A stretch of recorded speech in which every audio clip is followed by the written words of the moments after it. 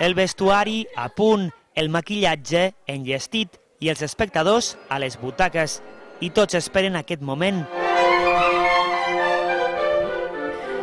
S'aixeca el teló per rebre una de les òperes més populars del repertori líric mundial, la Bohème de Puccini. El teatre principal va tornar a vibrar amb aquesta història romàntica de dues parelles que experimenten la transició de la joventut a la maduresa.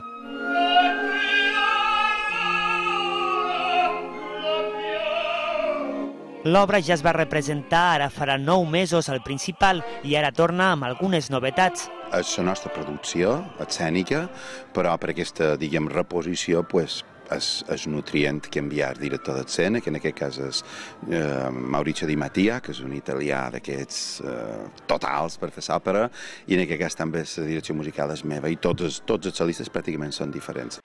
L'òpera compta amb la participació de l'Orquestra Simfònica de Balears, el cor del Teatre Principal i el cor infantil. Precisament els cantaires més joves es mostraven il·lusionats per participar-hi. Bé, els ensaios han estat un poc complicats i ens hem esforçat, però al final ha sortit bé. I què et sembla això de fer una òpera la primera vegada? Pues molt bé, me sembla que és genial, és fantàstic. La Bohème s'inclou dins de la 24a temporada d'òpera del Teatre Principal. L'obra es tornarà a repetir aquest diumenge a les 7 del vespre.